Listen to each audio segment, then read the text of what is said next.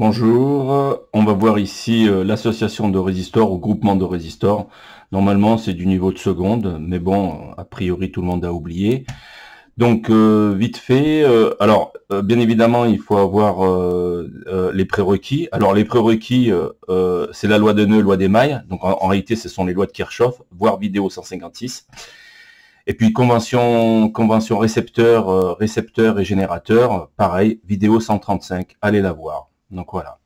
Ensuite, la notion de résistance équivalente, c'est quoi? Donc ici nous avons un groupe de résistance. Donc là, voilà, hein, c'est ce que vous avez sur votre feuille. Donc ici, on met la petite boîte là pour expliquer que ça, c'est une boîte et dans laquelle il y a des résistances. Donc là, on voit à travers cette boîte et on s'aperçoit que R1 est en série avec R2, puisque le courant qui traverse R1 va traverser R2, hein, on est d'accord. Et puis R1 et R2, les deux résistances sont en parallèle avec R3, d'accord? Donc le but ici, c'est de remplacer toutes ces résistances, ces trois résistances, par une seule et unique résistance qu'on va appeler résistance équivalente. Alors, R pour résistance et EQ pour équivalente, tout simplement. Hein, le R, résistance équivalente.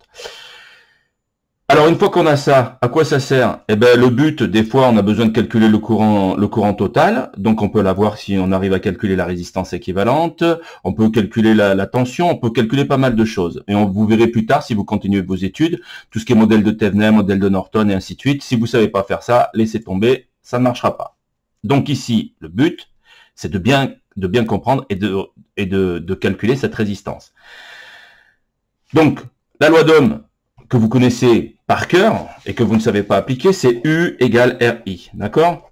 Mais ça, je le répète et je le redis, U, c'est la tension aux bornes d'un résistor, d'accord? Je prends une résistance ici. Cette tension aux bornes de ce résistor, c'est-à-dire qu'il y a une pression électrique de chaque côté de ces fils. Donc là, on a branché notre résistance. Donc ici, supposons qu'on a la pression haute électrique, hein, le potentiel haut. Alors, je le représente par la phase. Et ici, le potentiel bas, je vais le représenter par le neutre. Il y a donc une différence de potentiel. Cette différence de potentiel, soit je suis capable de la mesurer avec un voltmètre, ce que je vais faire ici, d'accord? Soit je la note physiquement avec un vecteur. Et ce vecteur, c'est toujours du potentiel le plus haut vers le potentiel le plus bas. Donc le vecteur, la pointe du vecteur, voilà. Alors comment je vais appeler cette tension? Si je fais une projection, je suis bien sur le fil ici, le fil potentiel haut. Et là, si je fais une projection, je suis bien sur le fil potentiel bas. Donc, comment je vais appeler cette tension? On sait pas trop casser la tête, on va l'appeler U. Donc, U égale quoi? Cette résistance multipliée par quoi? Le courant qui passe dedans. Donc, le courant qui passe dedans, je le symbolise ici par une flèche I. Alors, j'aurais pu le mettre ici, comme ici. Notez que j'ai mis la flèche dans ce sens-là et la tension dans ce sens-là. On est bien sur la convention récepteur. Allez voir vidéo 135. Donc ce courant, qu'est-ce qu'il fait? Je vais le tracer pour que vous compreniez. Ce sont des électrons. Le modèle, ce sont des électrons qui traversent cette résistance. D'accord? En traversant cette résistance, ils vont dissiper leur énergie dans la résistance. Alors la résistance, à quoi elle sert? Généralement, j'ai bien dit généralement, on verra plus tard qu'en électronique, ça sert à pas mal de choses. Mais la résistance la plus connue, c'est un radiateur ou une plaque chauffante ou ainsi de suite. D'accord? Donc, quand le courant traverse cette résistance, il est passé du potentiel haut. On va fixer un potentiel haut juste pour changer des habitudes. On va le fixer à 100 volts, par exemple. Et il est passé de 100 volts à 0 volts. Alors, on met toujours 0 volts comme potentiel bas. On verra par convention, c'est le plus simple. Alors, qu'est-ce qui s'est passé? Je suis passé de 100 à 0 volts, de 100 volts à 0 volts. Ma tension était à 100 volts, elle passe à 0. Si c'est pas une chute, on appelle ça une chute de tension. Et cette chute de tension au bord d'une résistance s'accompagne bien évidemment d'un courant qui traverse cette résistance. D'accord? Alors, bien évidemment, en traversant cette résistance et avec une tension en borne, on va créer de la puissance. Donc P, on verra que P... alors, P est égal à U fois I, P est égal à RI carré. Alors, il y a P', mais il faut le virer, ce P', je sais pas pourquoi c'est 1. Donc voilà, RI carré, ou P est égal à U carré sur R. On verra comment on fait pour retrouver ces trois formules. Donc la plus connue, c'est U fois I en courant continu. D'accord? Donc le but, hein, quand on a de l'énergie électrique, hein, ou de la puissance électrique, c'est de transformer cette puissance électrique en une autre forme de puissance ou d'énergie, donc mécanique, thermique, tout ce que vous voulez. D'accord? Donc on revient à nos moutons. Donc ici, si j'écris la loi d'Ohm U égale RI appliquée à ma résistance équivalente, puisque ça c'était ma résistance équivalente, ça me fait U, la tension borne de ma résistance, est égale à REC multiplié par le courant qui passe dedans. CF, voire la fiche 230 ou la fiche 32 que je vous donnerai, ou que vous avez, ça dépend, pour la puissance. Donc ici, on a choisi celle-là, P égale RI carré. Vous verrez que sur l'autre fiche 32, donc ici, j'appelle ça le formulaire circulaire qui est bien fait. Donc P, on le retrouve ici, RI carré. D'accord? Et bien évidemment, U carré sur R et P fois U, U fois I. C'est celui-là que vous connaissez par cœur, quoi. Donc maintenant, si on a des résistances qui sont en série, premier cas, résistance en série, c'est le plus simple. Alors, petite subtilité, des bananes plus des bananes, ça donne des bananes. Donc, une résistance en ohms plus une résistance en ohms, ça va donner des ohms. CF, rappel, cours du début d'année. Hein. Les gens, ils additionnaient des tomates et des carottes, ça les dérangeait pas. Donc ici, quand on fait une addition, on est obligé d'additionner des êtres physiques de même entité, de même grandeur, comme dit ma collègue de maths. Alors, là, si on regarde bien, on a notre circuit. Alors, je vais pas m'amuser à dessiner le générateur, mais bon, ceux qui comprennent pas, c'est qu'ici, on a une tension, c'est qu'il y a forcément un générateur qui va fournir. Donc, on a une boucle, rappelez-vous. Hein. Donc là, on va pas le dessiner. Donc là, on a la tension totale entre ces deux points, A et B. Donc, le potentiel A, il arrive jusqu'ici. Le potentiel B, il arrive ici. Donc ici, on a un autre potentiel qui est différent de A. Ici, on a un autre potentiel qui est différent de A et de B. Hein. Les deux, là, on ne sait pas à combien ils sont. Mais en tout cas, il y a une chute. Alors, grosso modo, le courant va rentrer là-dedans. Il va passer dans R1, il va passer dans ce fil-là. Ensuite, il rentre dans R2. Et bien évidemment, il passe dans ce fil-là. Et il rentre dans R3. Et il revient. Et ça fait notre chaîne. D'accord? Alors, cette résistance va créer une première chute de tension. Donc, voilà. Alors, supposons... On va faire simple, hein. On va dire qu'on est à 100 volts ici, puis bien évidemment à 0 volts là. Donc si je chute ici, ben, je peux chuter de ce que vous voulez. Hein. Supposons que je chute de 5 volts, voilà. Donc si je dis que U1 est égal à 5 volts, si je chute de 5 volts, ici j'arrive à 95, hein. D'accord? Bien évidemment, supposons que sur R2, je chute, c'est des exemples, hein. Supposons que je chute de 10 volts, donc je passe de 95 moins 10, j'arrive ici à 85, d'accord, volts. Conclusion, la dernière, elle prend 85 volts, puisque je suis à 85 et je chute jusqu'à 0, donc ici, il y a bien 85 volts ici. Bien évidemment, le courant I, ici, qui traverse ces trois résistances, c'est le même partout, dans les trois résistances, c'est ça qu'il faut comprendre. Ensuite, notre but, c'est de prendre ces trois résistances-là, et de les calculer et n'en faire qu'une seule. Et voilà. Donc, le courant, ça sera toujours le même. La tension, ça sera toujours la même. Hein, on est d'accord. On n'a plus U1, U2, U3. On a tout remplacé. Et là, ça va faciliter les calculs. Donc maintenant, on va voir comment on peut faire, comment on fait pour calculer la résistance équivalente de ça. Alors, c'est très simple. Je ne vais pas aller chercher compliqué. Quand on est en série, la résistance équivalente, REC, c'est égal à quoi?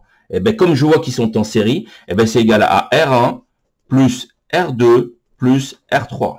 Tout simplement. Ça s'arrête là. Petite subtilité, c'est homogène à des résistances. Des ohms plus des ohms plus des ohms, ça donne des ohms. Ça roule. Maintenant, si on a X résistance ou N résistance, hein, donc je vais vous montrer vite fait. Donc voilà, là j'ai dessiné des résistances en série.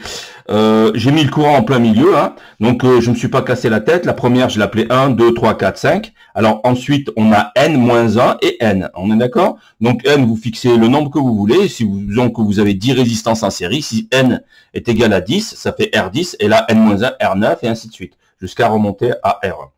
Alors, pareil, je trace les tensions, je trace U1, je trace U2, U3. Je vais pas tracer pour tout le monde. Et ici, on a UN-1 et UN.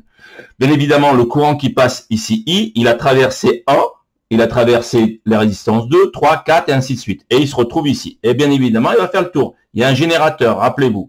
Donc le U total, c'est quoi? C'est le potentiel haut moins le potentiel bas. Alors le U total, c'est UAB.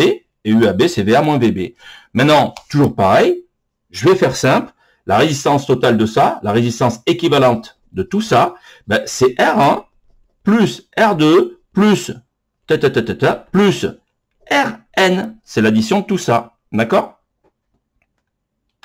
Une notation mathématique pour aller plus vite, au lieu d'écrire tout ça, c'est juste une notation, vous n'en aurez pas besoin, mais c'est au cas où, si un de ces 4 matins vous en avez besoin. On dit somme, ça c'est le sigma, c'est une lettre grecque, somme de i égale de i égale 1, on est d'accord? On part de i égale 1 jusqu'à n, drn. Voilà une notation. Donc voilà. Donc ça veut dire de ri, excusez-moi. Ouh là là. Ouais. Voilà. Alors, de ri. Alors ça veut dire quoi? Que je vais faire la somme de i égale 1 jusqu'à n. Donc cette écriture-là, c'est exactement ça. Donc voilà. C'était pour une notation post-bac. Donc là, on a un exemple, si on a toutes les résistances qui sont en série sont équivalentes, c'est-à-dire que ce sont les mêmes résistances, chacune des résistances est la même. Hein. Supposons ici que la résistance 1, c'est la même que la résistance 2, la même valeur, hein, est-ce que vous comprenez? Si elle fait 10 ohms, 10 ohms, 10 ohms, 10 ohms, 10 ohms, je vous prends un exemple, hein, si elles font toutes 10 ohms, au lieu de faire R1 plus R2 plus R3, parce que là, si elles avaient été différentes, on aurait fait ben, la R1 plus la R2 et ainsi de suite. Et comme ça, elles sont toutes identiques, ben, il suffit de dire 10 fois le nombre de résistances, tout simplement. Voilà. Donc en résumé, en série, il suffit d'additionner les résistances. Maintenant, on va voir les résistances en parallèle. Alors maintenant, si on regarde bien, là j'ai ma tension. Si je porte le point A au potentiel O, est-ce que vous voyez que ce potentiel O, il se trouve ici partout là? Est-ce que vous le voyez là? Voilà. Bien évidemment, l'autre, je suis en potentiel bas. Alors, je le mets en bleu. Ouais, c'est pas une obligation. Hein. Bleu, c'est pas la couleur. Hein. On est d'accord. Hein. C'est juste l'état électrique. Hein. Je vais même le mettre en noir pour pas que vous confondiez avec la couleur du fil. Alors là, par exemple, eh ben là, j'ai mon potentiel bas, et tout ça, c'est mon potentiel bas. Voilà. Maintenant, en rouge, j'ai le potentiel haut, et en bas, j'ai le potentiel bas. Alors maintenant, si on fixe toujours le potentiel haut à 100 volts, juste pour un exemple, si ça vous plaît pas, on peut le mettre à 50, à 10, à ce que vous voulez. L'important, c'est que ce soit le potentiel haut. On va le mettre à 100 volts ici. Donc, ça veut dire que sur le fil rouge ici, le fil rouge, l'état électrique de ce fil est 200 volts. Et l'état électrique de ce fil, on va pas se casser la tête, on le met toujours à 0 volts. On est d'accord? Maintenant, si vous regardez bien, ben, R1, UR1, qui est ici, voilà. Je vais l'appeler U1, hein. Celle-là, je vais l'appeler U2, je ne vais pas me casser la tête. Alors, petite subtilité, bien mettre la flèche au-dessus, la pointe de la flèche sur la projection sur le fil concerné, et l'origine de la flèche sur le fil concerné aussi. Et voilà pour U3, d'accord? Voilà. Donc, on a U1, U2, U3. Ce sont les tensions de la résistance R1, R2 et R3. Ben, si vous regardez bien, U1, il pointe sur le rouge et sur le noir. Pareil pour lui, pareil pour lui. Conclusion, la tension U1 égale à la tension U2 est égale à la tension U3 et bien évidemment est égale à la tension du générateur qui est ici. D'accord?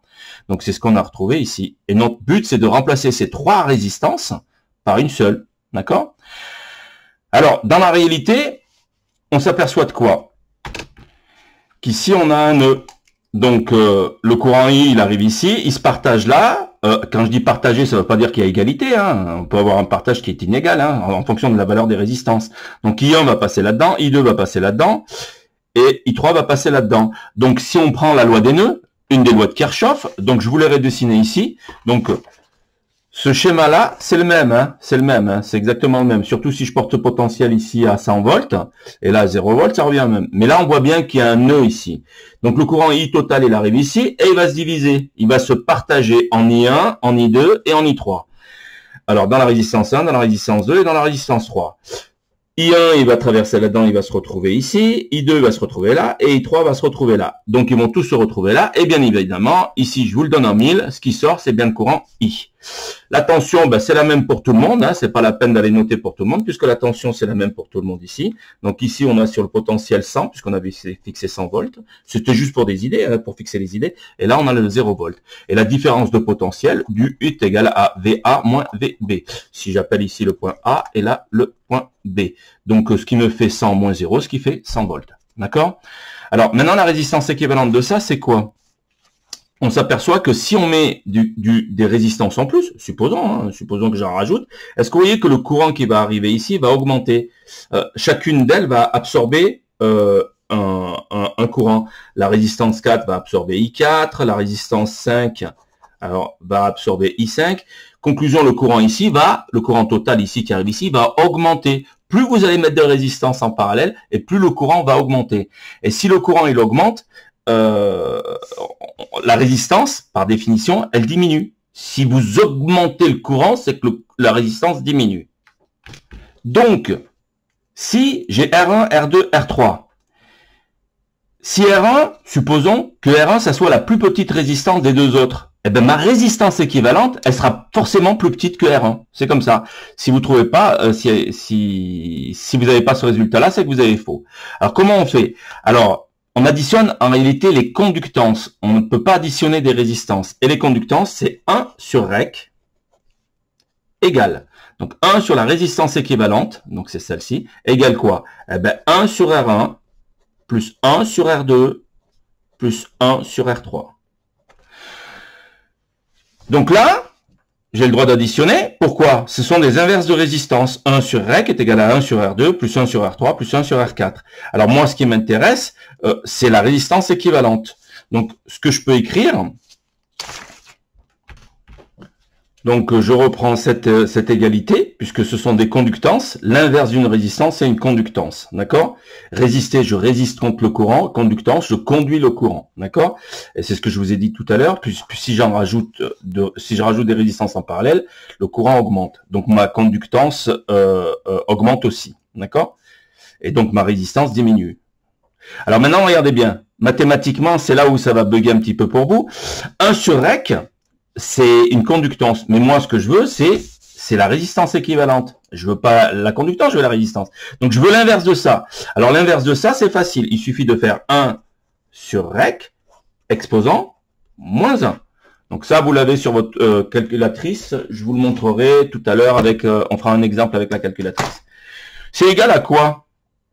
Eh ben, ce que je viens de faire, j'ai mis des parenthèses et j'ai fait exposant moins 1. Bah, il faut que je fasse la même chose partout. Hein. Donc, j'ouvre ma parenthèse, ça va me faire 1 sur R1, plus 1 sur R2, plus 1 sur R3, exposant moins 1. Je répète, la parenthèse qui est ici, la première, c'est celle-là, et celle-là, c'est celle-là. Donc, tout ça, c'était REC, 1 sur REC, et 1 sur REC, ça me donne ça. Alors, soit vous tapez ça directement sur votre calculatrice, mais si on est un peu feignant et puis on veut aller vite, on s'aperçoit que 1 sur REC exposant moins 1, ça veut dire que ça retourne ça. D'accord? Donc, ici, ça va me faire REC, excusez-moi, REC sur 1. D'accord? Alors, je le mets sur 1. Alors, 1 sur REC exposant moins 1. Le exposant moins 1, ça veut dire qu'on retourne. Donc, le REC, il passe au numérateur et le 1 passe au dénominateur. On est d'accord? Eh bien, égal quoi? Eh bien, pareil pour tout ça.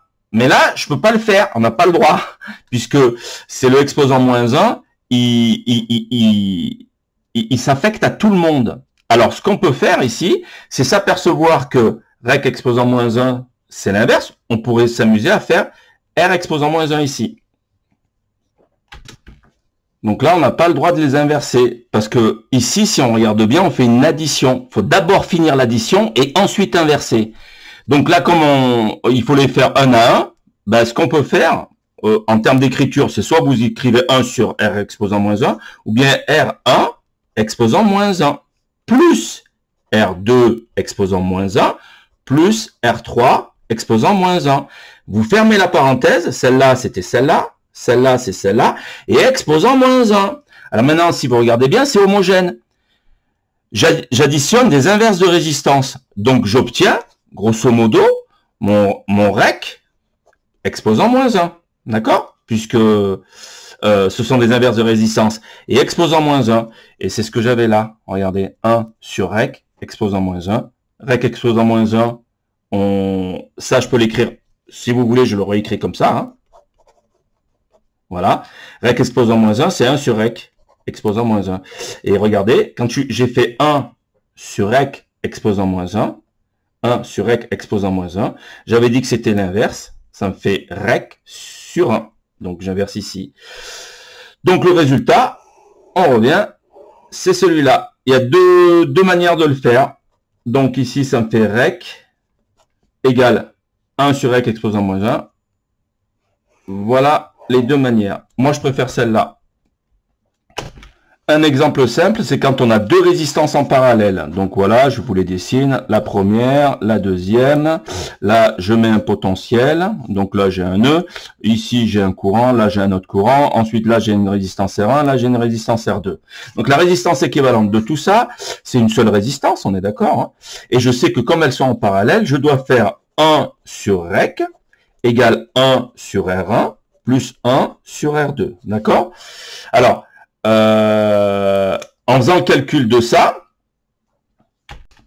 l'astuce consiste à mettre sur le même dénominateur. Pour mettre sur le même dénominateur, il suffit de multiplier l'un par rapport à l'autre. C'est le plus simple, on appelle ça le PGCD, si mes souvenirs sont bons.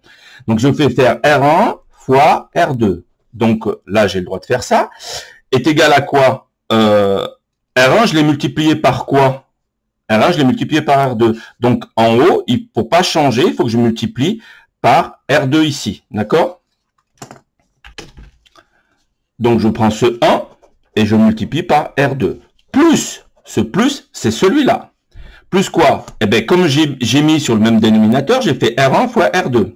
Donc là, je suis sur R2. Mais R2, je l'ai multiplié par quoi? Ben, par R1. Donc, ce 1-là, je dois le multiplier par R1.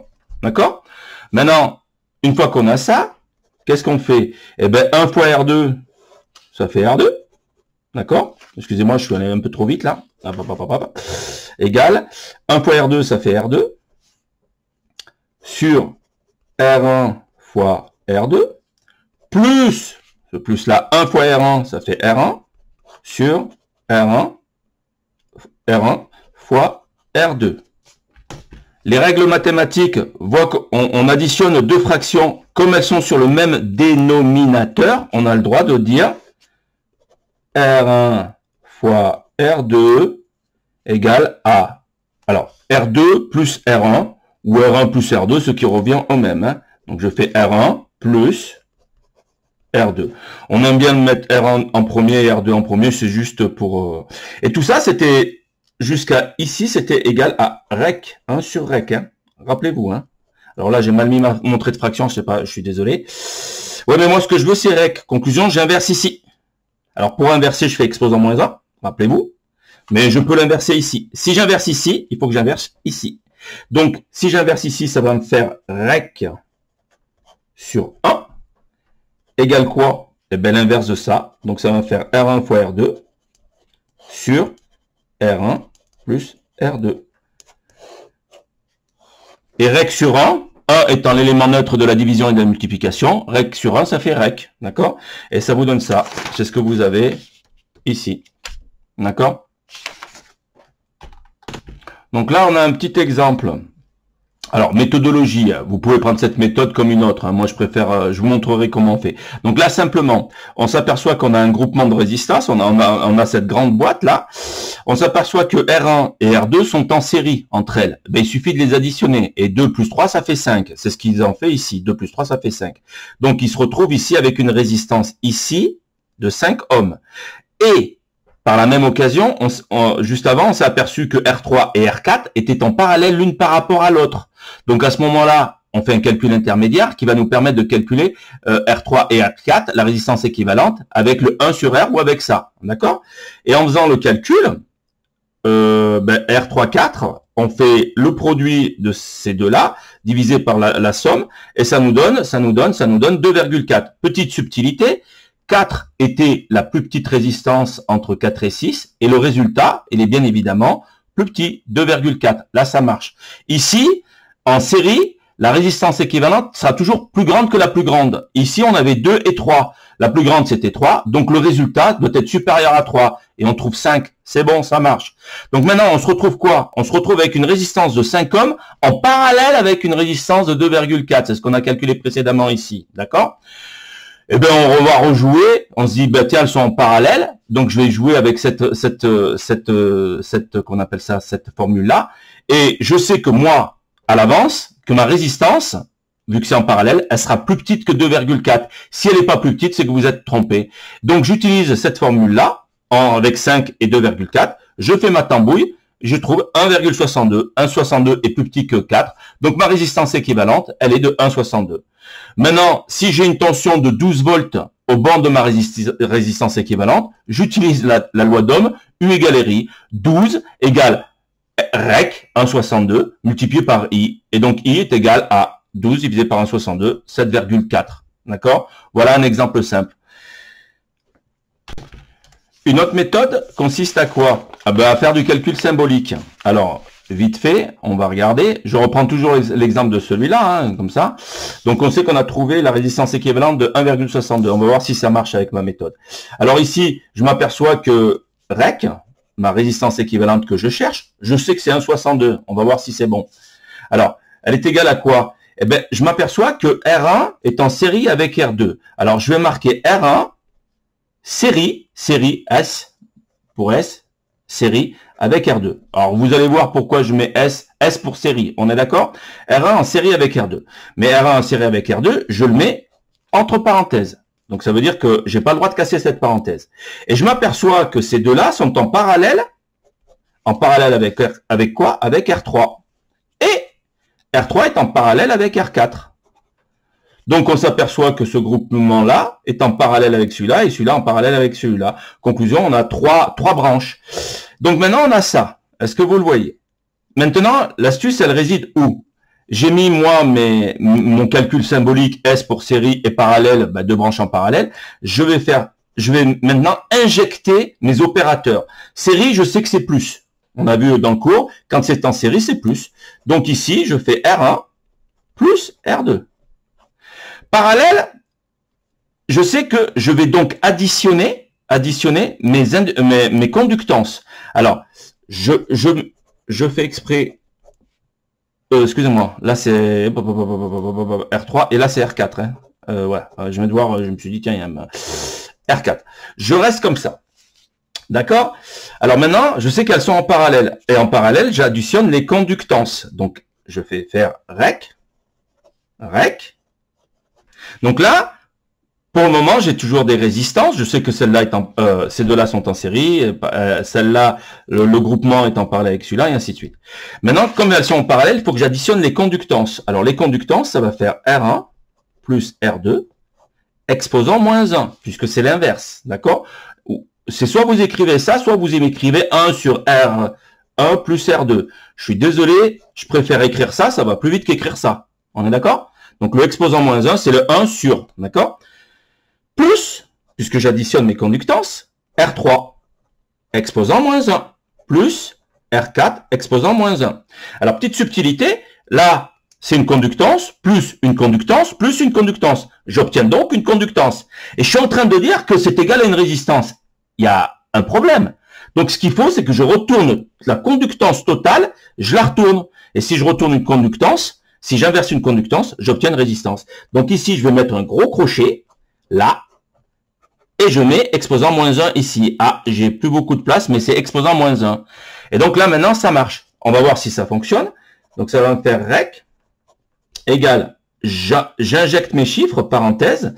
Donc ici, ça va me faire 2 plus 3 exposant moins 1, plus R3, c'est 4, exposant moins 1, plus R4, c'est 6, exposant moins 1, et fermeture des parenthèses, exposant moins 1. Maintenant, on va voir si tout ça, ça fait normalement, ça devrait faire 1,62. Alors, je prends ma calculatrice. D'abord, il faut que je l'allume. Et je vous fais le calcul en direct. Voilà, j'ouvre ma parenthèse. En réalité, j'ouvre le grand crochet. J'ouvre encore un crochet, c'est celui-là. Je fais 2 plus 3. D'accord? Je ferme ma parenthèse et je cherche mon exposant moins 1. Moi, sur ma calculatrice, c'est cette touche-là. Donc, je fais Shift exposant moins 1. Donc, plus quoi? Eh ben, 4 exposant moins 1. 4, Shift exposant moins 1. D'accord? Plus 6, Shift exposant moins 1. Donc, voilà. Je ferme ma parenthèse.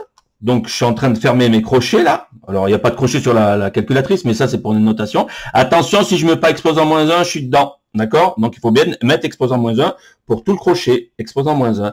Et on va voir si ça marche. Et 1,62, ça roule mimine. D'accord? Voilà. Donc ici, on a R est égal à 1, rec est égal à 1,62 ohm. Voilà. J'avoue que ça fait 30 minutes. J'espère que vous aurez compris. Donc normalement, ça se voit en seconde, hein, et pas en première. Donc une fois qu'on a trouvé 1,62, pour calculer l'intensité, on utilise la loi d'Ohm avec rec, tout simplement. Hein, U égale RI appliqué à rec. Je vous remercie.